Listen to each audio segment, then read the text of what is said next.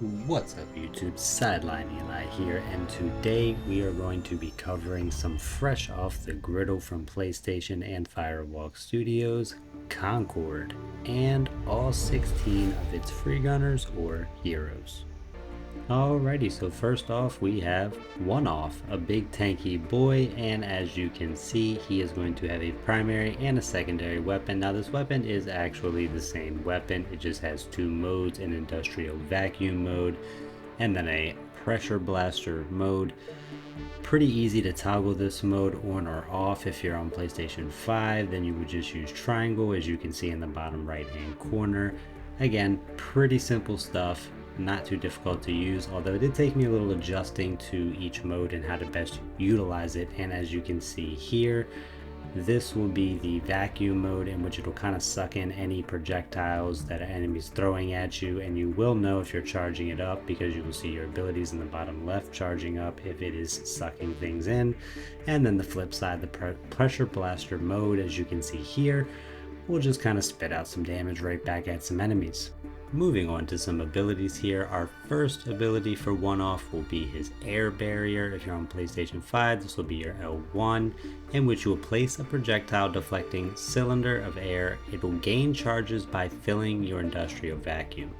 And this thing's going to work just like a deployable version of your industrial vacuum, where you can put it on a wall, you can put it on the ground, and it's kind of just going to suck in any projectiles that get thrown at you. Our second and final ability for One Off will be his Trash Bomb. Now the Trash Bomb will be bouncing exploding projectiles of compressed trash, and they will gain charges by filling your industrial vacuum. Now that's going to be tying back into your vacuum, where as you suck things in you will recharge more trash can bombs to use in each life. And again, it actually is a pretty nice ability, especially if you can get a nice group of enemies, you'll deal a nice big chunk of damage. So to wrap off One Off here, he has two passive abilities, Scrap Detector, which objects that can be vacuumed are highlighted, and Tough as Nails, which incoming body damage is reduced. His movement style is single jump, meaning you are only allowed to jump once each time. He is classified as an anchor class, so his crew bonus will be increased healing received, and this is a tier 1 variant of One Off, so his combat trait will be Trash Dispenser, which will give you more trash bombs with higher damage. So that's it for One Off. Personally, I really enjoyed my time playing as him. It's actually one of my favorite characters so far to play as. There's a handful of characters that you really just do not want to see 1v1, and he is absolutely one of them as soon as you get comfortable with toggling between his primary and secondary. He is also a great team player. If you group up as a team and you really move around as a unit, there's not much an enemy team is going to do against you if they're not also communicating and cooperating. So definitely a great choice in my opinion. So moving on to our second free gunner, we have EMARI. And EMARI is a big tank as well, and starting off she has just a primary weapon, her rotary scrap cannon. And this thing is pretty fun to use, not the most accurate thing in the world. It starts up pretty slow, but then as you see it picks up speed quite rapidly, and it can shred through some enemies. And moving on to her abilities, with the first one she gets an armor generator, which is going to generate an area that will grant allies armor, which can stack over time. And as you can see here, you just activate this ability when you're around some teammates and it will give them bonus armor. And her second ability will be a projectile shield, which is a destructible barrier that blocks incoming projectiles. And as you can see, it really is just a personal shield. However, it does stick out a little bit to where if your teammates kind of wedge themselves right behind you, they can be protected as well, so it is somewhat semi-useful for both yourself and the team. So to wrap her up, her movement style is single jump, so same thing as last time. Her only passive ability is going to be Tough as Nails, so the incoming body damage reduced. And being an anchor class, her crew bonus is going to be increased healing received, and she is a tier 1 variant, so her combat trait is going to be the Synergy Shield, which destroying projectile shield while active will grant her some armor. I was not able to get that to replicate in game. I only played a couple of games as her, but it's pretty straightforward. Overall, to be honest with you guys, I did not enjoy my time playing with her all that much. I felt like the rotary cannon was just too slow for that starting wind up. It does pick up speed well, but it was also very inaccurate, and being her only source of damage output, it's just not that great. and as a tank and a shield, she really doesn't cut it there either, and I wouldn't really recommend her compared to the selection of other heroes there are. Moving on to our third free gunner, we have DUCHESS, who also has just one primary weapon, the MK5 Burnite grenade launcher, and this thing was actually an absolute blast to use. As you can see on the screen here, it will absolutely 1v1 someone, and it can also do some good damage to a crowd as well. Looking at her abilities, her first is an ignition dart, which is a fire damage dart that ignites Burnite pools on contact. Her second ability is going to be a Burnite canister, which splashes self-igniting Burnite pools across an area, and these are pretty interesting. As you can see here, you will be able to kind of set yourself up to do a good bit of damage if somebody walks into a little trap of yours. Now we're finally getting a little change here, as movement style for DUCHESS is going to be double jump, not single jump. So as we can see here, you can double jump while in the air. Moving on to our passive ability, we have volatile chemicals, which Burnite pools can be ignited by fire damage from allies. And if we take a look at the pools here on screen, this simply just means that not only you but your allies can also ignite these by doing some damage to them.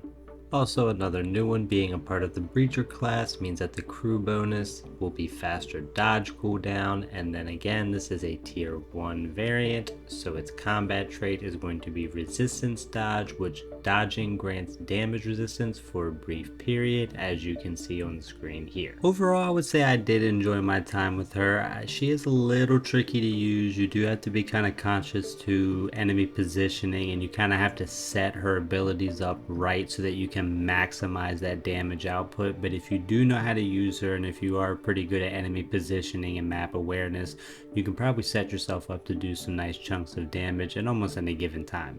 Alrighty, so moving on, we have our fourth free gunner, and that'll be Starchild, and he is quite fun to use. He's very popular so far. I've seen him in almost every lobby that I've been a part of, and for starters, he is going to have just one primary weapon, his Skullbreaker shotgun, and as we can see now, this thing is an absolute menace. If there is an enemy Starchild that you are going against, keep your distance. Do not go anywhere near this guy. Moving forward, taking a look at his first ability here is going to be Rage Rush, in which he is going to charge forward with the protection of Diamond Skin, so obviously just a fancy way of saying some extra armor here. And looking at his second ability here, it'll be Power Slam, where he will slam the ground for an area damage melee attack, and as you can see here, pretty small damage area, so you want to be accurate with this thing for sure. And moving on to our passive abilities, we are going to have two of them. Diamond Skin, which as you can see will grant you armor anytime you use Rage Rush or Power Slam. And one thing that I would like to point out, when you do use that Diamond Skin, as you see, you will get a shielded bonus for using the ability, plus a second shielded bonus as part of that passive. Little hard to see because it happens very fast, but you do get a double stacked bonus here. And then moving on, we have the Berserker one as well, which all kills will refresh all of your ability energy. Pretty straightforward there. His movement style is going to be double jump, so as we saw earlier as well, you will be able to jump twice.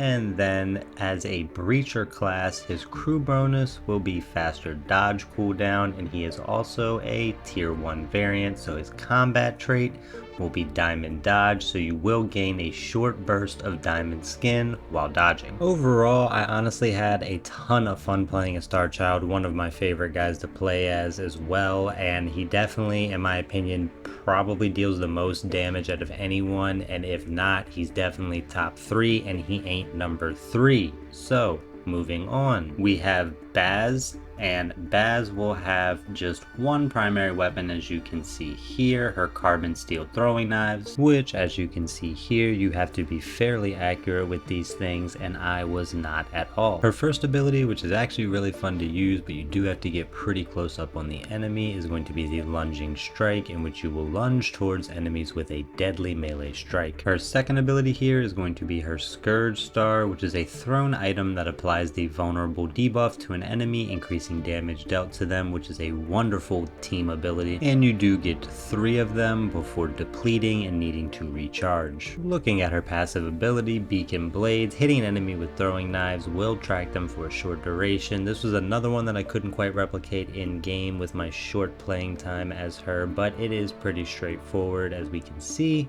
She has an incredibly fun and unique movement style where she can double jump, triple dodge, and boost slide jump. And as you can see here in several different ways, you can get very creative with her. She's a lot of fun to use in that regard. As a Haunt class, her crew bonus is improved mobility, which makes sense with that movement style, right? And she is also a tier 1 variant, so her combat trait, Skillful Tracker. While crouching, you will track nearby enemies through walls, and as we can see here, it is a very useful skill and something that might need a little bit of a tweak, but for now it is going to be used and used often. Overall, I actually really enjoyed my time with BAZZ. She's a lot of fun to use, very mobile. Obviously you do have to hit those throwing knives or else you're not going to be doing the most damage, but she can also be utilized very well for your teammates as intel as well. So overall, I would recommend giving her a try. Moving on to our 6th Freegunner, we have Z, and she is also pretty fun to use, a little bit more complicated, but as you can see, she will have just one primary weapon, an electrostatic SMG. And this thing is an absolute blast to use. As you can see here, it will just absolutely shred through some enemies. You do have to hit your shots, but if you do, you will enjoy this very much. And moving on, her first ability is going to be the Cosmic Slip, which is so much fun. It tosses a sphere of energy, and on the secondary activation, Z will move instantly to the orb's location. And as you can see here, yeah, a lot of potential with this one in terms of getting behind, around, whatever you want to do. Moving on, her second ability, the Scramble Rebound, will throw a Chaos Energy Orb that will disrupt the enemy's weapon, and on contact it will return to Z and supercharge her weapon. Moving on, her only passive ability, which is pretty neat, is Mirror Image, which while dodging or using Cosmic Slip, you leave behind a decoy. And with this being a little hard to see, we slowed this down, and as I dodge here, you'll see my decoy break off to the left with about 60 HP. And as we move on, we have her movement style, which we have seen before. It's going to be a double jump. Z belongs to the Haunt class, so her crew bonus will be improved mobility. She is also a tier 1 variant, so her combat trait will be evasive maneuvers, which grants her mobility increases whenever she is at low health. Overall, I think I enjoyed my time with her the most out of anyone. I know that One Off was another one of my favorites, but there was just something fun about just everything about Z, and I would thoroughly recommend her for anyone checking out the game. Moving on, we have ROKA, and she is going to have one primary weapon that is going to be her SAL 98 light missile launcher, and this thing absolutely devastates the competition. It is a ton of fun to use and it spits out a lot of damage. Next up, we have her first ability, the hover thrusters, which activate in the air to hover in place, and you cancel with the secondary activation. So what you're going to do is you're going to jump and then you're going to hit your ability, and it'll allow you to hover in place, and you can chain these together by jumping again while hovering and then hovering again, as you can see. Now her second ability, the blast dive, will allow you to blast to the ground and deal damage in an area on impact, and similar to Starchild's ground slam from earlier, it does have a smaller area of impact, so you do want to be accurate with it, but if you do hit it, it will deal a nice chunk of damage. And a neat little fun fact I found about this ability is that, as you saw, you can do it while standing on the ground. Moving on to our passive abilities, we have two of them, the Explosive Jump, which blasts a damaging explosion on double and triple jumps. I did find it hard to get footage for that one, but it's pretty self-explanatory. And then we also will have Missile Lock, which while aiming down sights will target lock an enemy, as you can see here. We're gonna have another unique movement style here where we're gonna get a triple jump and an air dodge as well, which, as you can see here, can be a lot of fun to use. And then being the Haunt class, her crew bonus will be an improved mobility, and then she is also a tier 1 variant, so her combat trait will be hover targeting, which target lock is faster while hover thrusters are active. I didn't record footage for that since it's pretty self-explanatory. Alrighty, so about halfway through here we have Duchess, and she is also going to have one primary weapon, a submachine gun. And this thing is a load of fun, super accurate, great rate of fire. It'll just mow down some enemies. And if we look at her first ability here, it is Construct Wall, which will create a wall that blocks sight and enemy movement. And as you can see, pretty straightforward, nothing too fancy. Looking at our second ability, this one is an absolute blast, no pun intended. Ruinous Blast, which projects an area that implodes after a delay. Enemies in the blast take damage and become vulnerable, and as you just saw, it will do a big chunk of damage. And moving into our passive ability here, Austorium Resistance, no self-damage from personal blast. This is pretty self-explanatory as well, so that means that you can go ahead and cast that Ruinous Blast and chase an enemy into it and not have to worry about hurting yourself in the process when it detonates. And as we wrap up Duchess here, her movement style is double jump, so we've definitely seen this before by now. And as a ranger class, her crew bonus will be improved weapon recoil, and she is also a tier 1 variant, so her combat trait will be dodge reload, so she will reload her weapon during dodge. Overall, I'd kind of enjoyed my time as Duchess. She wasn't my favorite to use, she wasn't my least favorite to use. I don't want to say her wall ability is completely useless, but it's not the most effective thing in the world. Her Ruinous Blast, on the other hand, is quite fun to use, and not taking any damage yourself while inside of it makes it very nice to be able to push and get aggressive. Overall, I put her probably at about middle of the pack. And as we continue to move forward here, we have Jabali, and Jabali also will have just one weapon here, is Pulse Guided Seeker Rifle. And this gun was alright, it's solid, it has a good rate of fire, it's very accurate, it doesn't do a ton of damage, but hitting your shots aren't going to be a huge issue. I mean, overall it wasn't the best weapon I used, but it was definitely far from the worst. As we slide on over to the first ability here, we're going to get Life Pulse, which is going to be a thrown orb that creates a healing aura around an ally when absorbed. And overall, this one's not that great. It works, but it's a very low heal, very slow heal, and it's something to where if you kind of try to stick around to utilize it, you're probably going to die.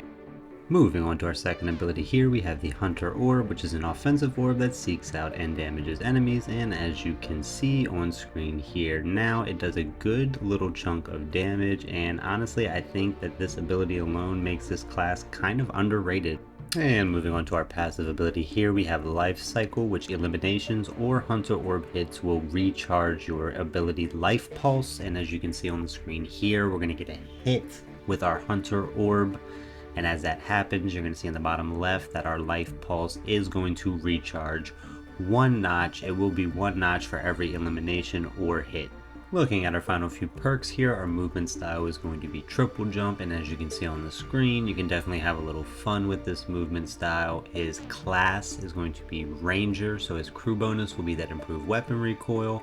And then he's a tier 1 variant, so his combat trait will be Pulse Radius, so the healing aura from Life Pulse has an increased radius, and this one is pretty self-explanatory. And I don't have any other tier variants for him yet, so I don't know what the radius will look like without that bonus, but we will see hopefully in the future. Overall, I had an okay time with him. He wasn't the best, he wasn't the worst. Same thing as last character, he's kind of just like right in the middle. His gun is pretty reliable, not the most potent, but that high rate of fire and great accuracy are pretty sweet. His healing ability is not the greatest. The damage orb does do quite a decent bit of damage, so that's why I say overall, probably right about in the middle. Obviously worth a try, you should give everyone a try, but probably not going to be the most popular hero. Moving forward, we have Teo, and Teo will have two weapons this time, a primary guard rifle and a secondary guard sidearm. Checking out this AR here, it has a solid rate of fire, almost no recoil. It is all around just a great reliable weapon. Looking at our secondary weapon here, it is just your standard sidearm, 12 shots in the mag. Solid rate of fire there, it doesn't really pack a big punch. I mean, it is just a sidearm. It's more so if you run out of ammo and you're in a pinch, you can get a kill. If you just get a couple more shots off, you can swap to it. let it rip, and hopefully finish your kill. But as you can see here, not really something you are going to want to run around with. Sliding on over to our abilities here, our first one is going to be a smoke grenade, which detonates in a cloud of smoke that blocks sight, and as you can see, it is quite large and annoying. His second ability here will be a cluster grenade, which is just a frag grenade that scatters secondary explosives in a tight area. And again, as we can see here, it is okay. It doesn't have a wide blast radius, so again, you kind of want to time these right and make sure you're right on the money. Looking at our passive ability, we already got a little bit of a taste of that in a clip from earlier. It is the tactical weapon sights, which you can see enemies through smoke while aiming down sights, and again, you can see it once more here as you ADS with that smoke screen up. Enemies are outlined in red, and I'm not going to lie, it is indeed pretty sweet. Moving on to our movement style here, we have double jump and double dodge, so you can definitely have a little bit of fun with him as you're moving around the map. His class is going to be Ranger, so his crew bonus will be improved weapon recoil, and as a tier 1 variant, his combat trait will be rapid reposition, which as you can see here now, he will gain increased mobility for a brief duration after a dodge. As we continue our journey, we get to Dahl, who is another tanky guy. He is going to have one primary weapon, a 328 Sanctuary burst rifle,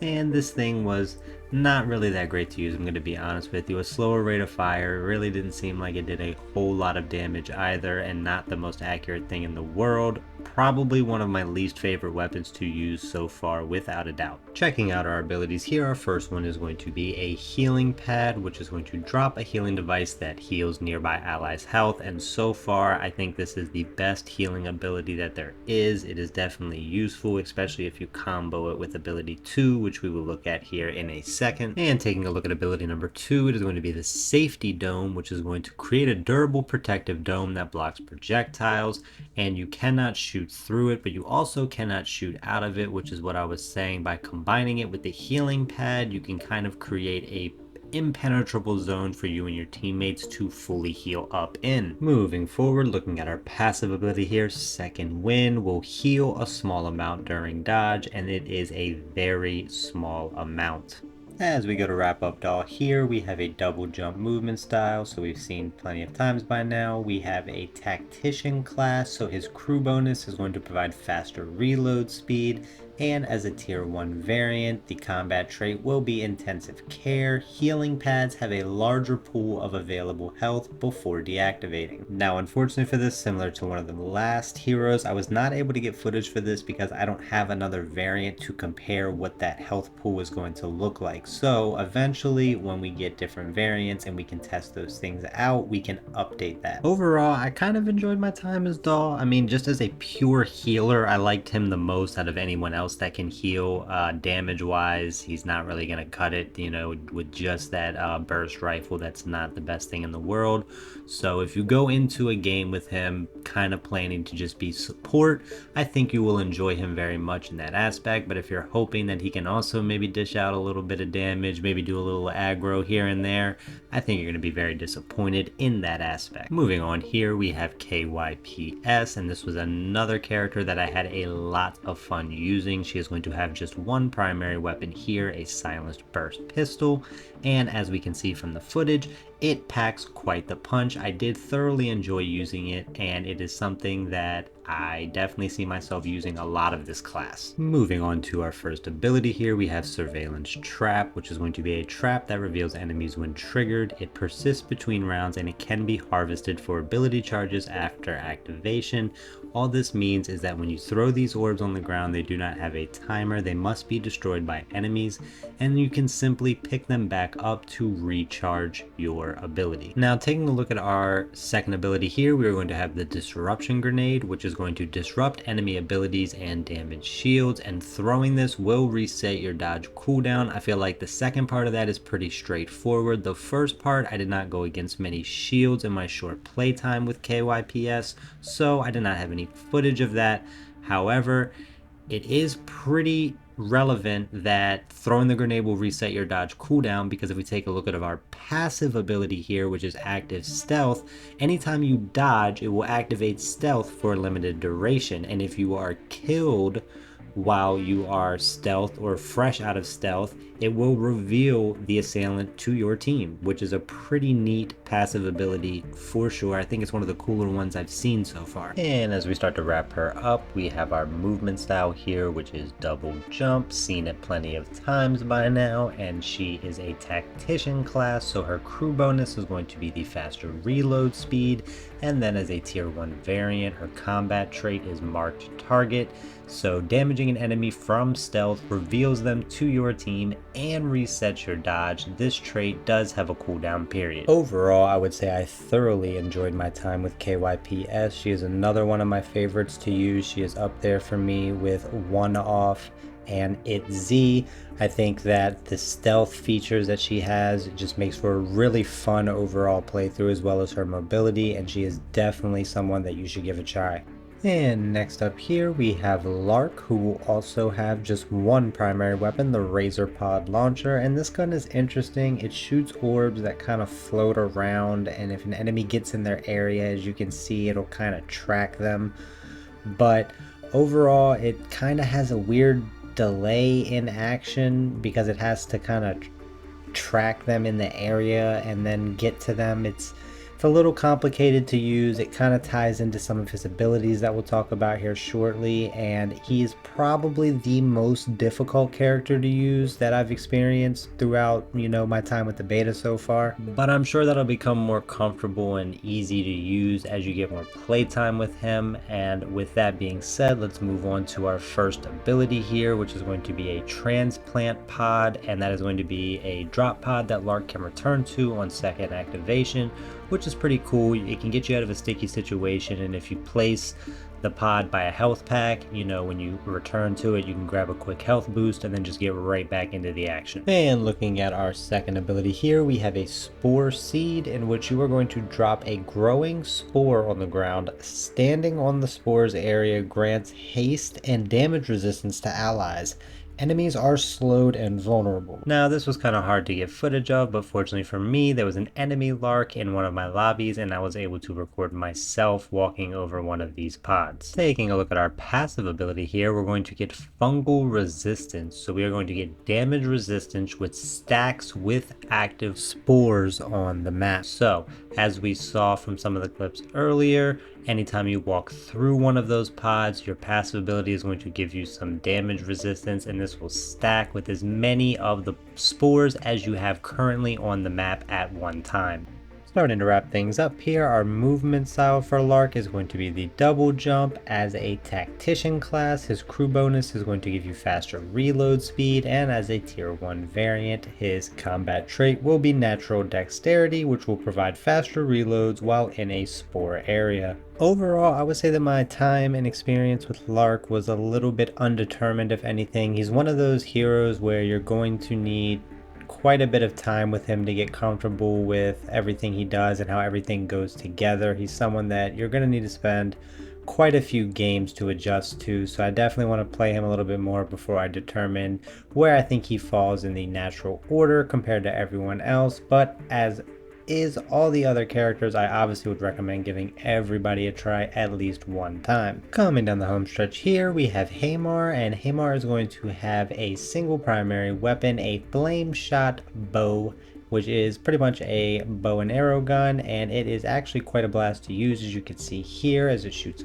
flaming arrows. It's obviously not something you want to get caught in a group with, but if you can kind of keep your distance and pick people off, it is absolutely a blast to use. Moving on here, we have our first ability, which is going to be the Blinding Flash, and this is going to be a projectile that blinds enemies near its explosion. It can be detonated manually with a secondary activation. Now, looking at our second ability here, it is the Wall of Fire, which is a projectile that creates a wall of fire in the direction it was thrown, and this is quite a blast to use, no pun intended. Now, taking a look at our passive ability, we have the Flame Shot Charge, which while aiming down sights for a short duration will overcharge the prime projectile, which is your bow. Now she has a very unique movement style. She has a hover and an air dodge. We have seen the air dodge before, but the hover is new and unique, and it's actually very fun to use. You can almost glide around the map with relative ease once you get comfortable with it. As we wrap up HAYMAR here, she is a warden class, so her crew bonus is going to be longer weapon range, and she is also a tier 1 variant, meaning her combat trait is going to be Hellfire, which grants extra wall of fire charges and reduce cooldown for blinding flash.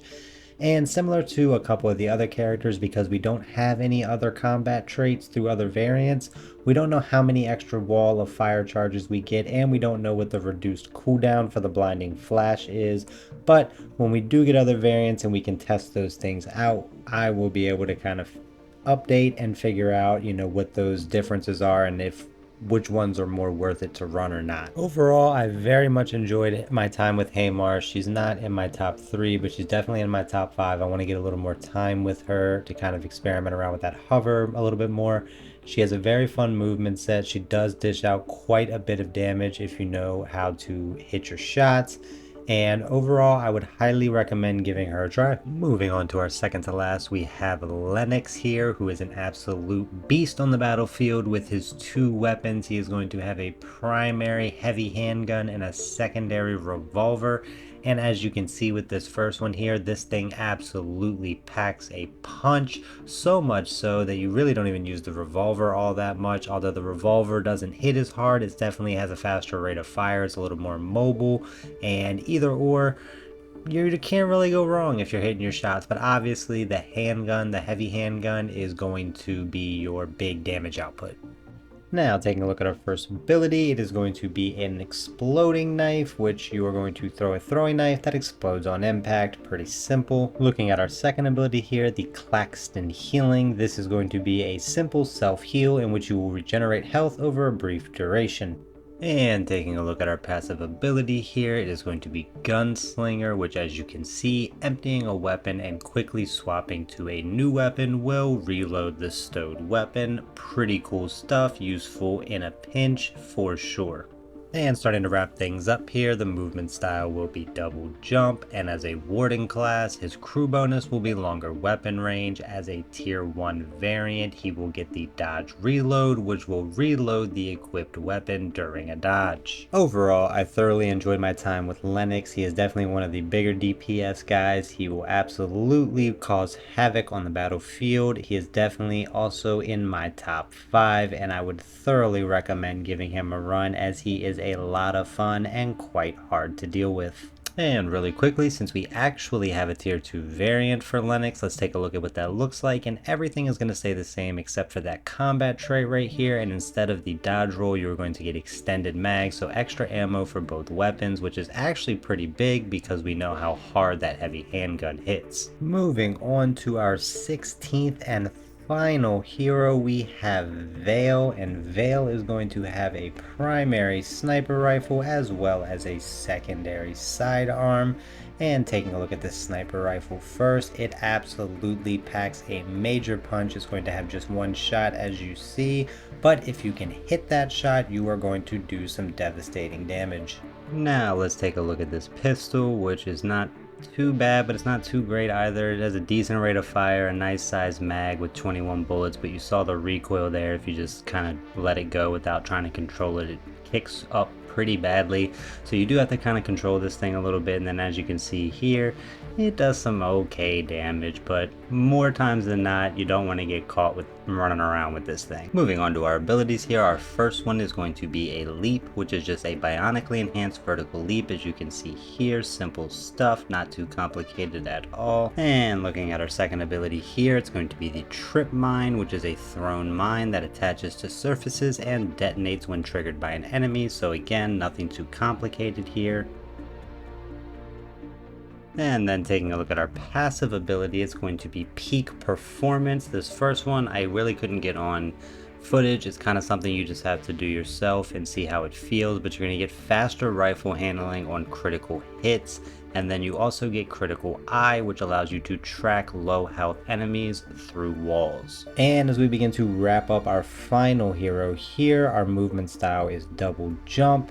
We also have the Warden class, so our crew bonus is going to be longer weapon range, and this is also a tier 1 variant, so our combat trait is going to be enduring aim, which while aiming down sights with the sniper rifle grants damage resist, and as you can see from the clip here, as long as you remain aiming down sights, you will continue to get this bonus damage resist, and as soon as you unaim, you will lose it. So that is going to be it for our final hero. Overall, I didn't mind using her. The sniper rifle only having one shot and a longer reload is kind of not really all that fun to use, and then I do think overall her abilities are kind of lackluster compared to everyone else, and her passive as well. So overall, not my least favorite, but not very high up on my list either. And that is it, folks. That is all 16 Freegunners from the brand new game from Firewalk and PlayStation Studios, Concord. This was the closed beta. There is an open beta next weekend, which will be July 18th to the 21st, and I absolutely had a blast this weekend and am looking forward to the beta next weekend, and then eventually the game's release, which will be August 23rd. So thank you all for checking this video out, and I hope you get a chance to check the game out and enjoy it as well.